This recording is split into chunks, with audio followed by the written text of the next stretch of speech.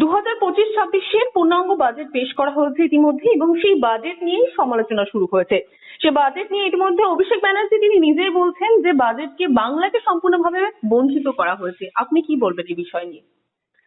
100% বাংলাকে তো বঞ্চিত করাই হয়েছে। মানে এই ভারতবর্ষে এই সরকার 2021-এর নির্বাচনে পশ্চিমবঙ্গে হারার পর থেকে বাংলাকে তো সব জায়গায়, বাংলায় আপনি দেখুন 100 দিনের কাজ হোক বা আবাস যোজনা প্রকল্প হোক, বাংলাকে কোনো জায়গায় টাকা দেওয়া হয় না। বাংলায় যদি এই যে উত্তরবঙ্গে যে বিপর্যয় হয়, বারবার যে বন্যার পরিস্থিতি তৈরি হয়, সেখানে কোনো টাকা দেওয়া হয় না। বাংলার জন্য কিছু থাকবে না আমরা জানি, যেহেতু এরা ভোটের রাজনীতি করে। বিহারের সামনে ভোট আছে, তাই বিহারের জন্য কিছু ললিপপ দিয়েছে, আলটিমেটলি বিহারের মানুষও কিছু পাবে না। তো এই বাজেটে পশ্চিমবাংলার জন্য তো কিছু নেই। আমরা আমরা প্রত্যাশাও করিনি, আমরা জানি এটা হবে। একটা প্রতিহিংসা পরায়ণ একটা সরকার চলছে কেন্দ্রে, এবং সাধারণ মানুষের জন্য কিছু নেই, যুবকদের জন্য কিছু নেই, কৃষকদের জন্য কিছু নেই, শ্রমিকদের জন্য কিছু নেই। আনএমপ্লয়মেন্ট রেট যেটা সিএমআই রিপোর্ট বলছে অক্টোবর নভেম্বর ডিসেম্বরে 37 মিলিয়ন আনএমপ্লয়, মানে বেকার, সেই বেকার দূরীকরণের জন্য কোনো দিশা নেই।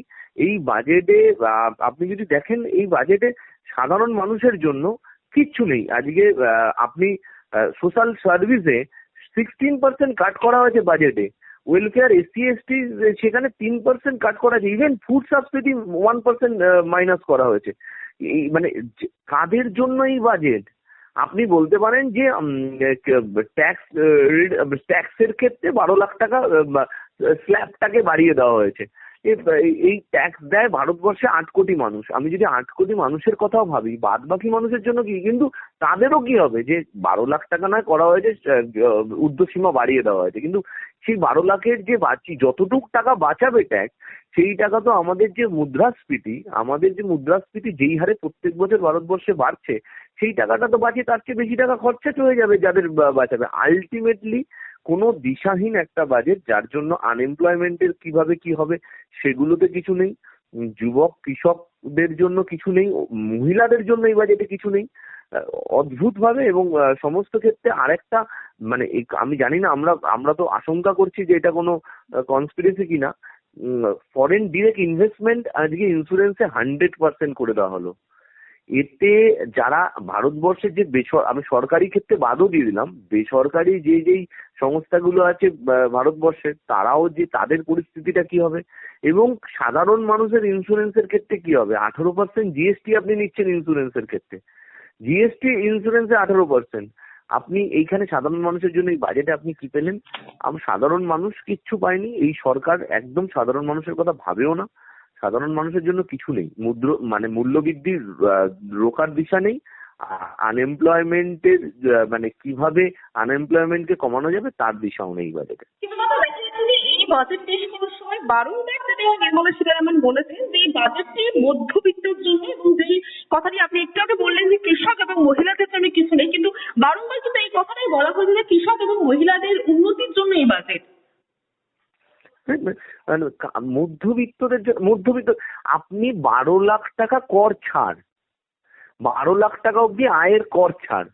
এবার আপনি এই কর দেয় কারা? আপনাকে আমি বলছি যে কর দেয় ভারতবর্ষের 8 কোটি মানুষ। আপনি ভারতবর্ষের জনসংখ্যার মধ্যে 8 কোটি মানুষের জন্য কথা বলছেন, কিন্তু যেই 8 কোটি মানুষেরও 12 লক্ষ ছাড় যে ঊর্ধ্বসীমা করলেন, তাতে যে বাঁচবে, যেই টাকাটা বাঁচবে, 7 লাখ থেকে 12 লাখ হলে যে টাকাটা বাঁচে, সেই টাকাটা যে ট্যাক্স বাঁচবে, সেটা তো আপনার মুদ্রাস্ফীতিতে যে আপনার যে হচ্ছে ভারতবর্ষের যে মুদ্রাস্ফীতি, তাতে তো এটা তো আপনি আলটিমেটলি আপনার হাতে কিছু নেই, কিন্তু সোশ্যাল ওয়েলফেয়ার স্কিমগুলোতে তো আপনার ঘাটতি হয়ে যাচ্ছে। সেই কারণে তো সাধারণ মানুষের কোনো হাতে টাকা মানে কিছু মানে বাজেটে কমিয়ে দেওয়া হচ্ছে।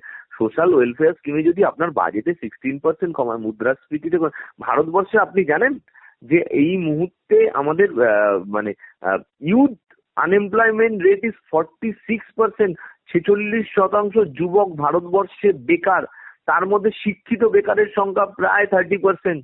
এই যে সংখ্যাটা, যারা শিক্ষিত বলতে আমরা বলছি গ্র্যাজুয়েট, আপনি এইগুলোর কথা কে বলবে, কারা বলবেন? তাহলে এই বক্তব্যগুলো তো আমাদের থাকবেই দেশের সরকারের কাছে। আপনি দিশা দেখাবেন যে আপনি আজকে কাজে আমরা চাইছি যে এমপ্লয়মেন্ট ক্রিয়েট করুক এই সরকার। আপনি বলুন বাজেটে কিভাবে এমপ্লয়মেন্ট ক্রিয়েট করার ব্যবস্থা আছে? ম্যানুফ্যাকচারিং ক্ষেত্রে বলা হয়েছিল যে এই সরকার বারবার বলেছিল যে আমাদের ভারতবর্ষের জিডিপিতে ম্যানুফ্যাকচারিং এর অবদান হলো 15%, সেটাকে বলা হয়েছিল 25%। এই বাজেটেও যদি 15% ম্যানুফ্যাকচারিং এ রেখে দেওয়া হয়, মানে আমাদের ভারতবর্ষের উৎপাদন হবে 15% জিডিপি, তাহলে আপনি ভারতবর্ষের আপনার পার ক্যাপিটা ইনকামটা বাড়বে কোথায়? কর্মসংস্থান ক্রিয়েট হচ্ছে না, কর্মসংস্থান তৈরি হচ্ছে না বাজেটে, মূল্যবৃদ্ধি রোখার, মুদ্রাস্ফীতি রোখার কোনো দিশা নেই। তাহলে এই বাজেট সাধারণ মানুষের কি লাভ হবে আপনিই বলুন। বাংলা হান্টের আরো খবর দেখতে নজর রাখুন। বাংলা খবর মানেই বাংলা হান্ট।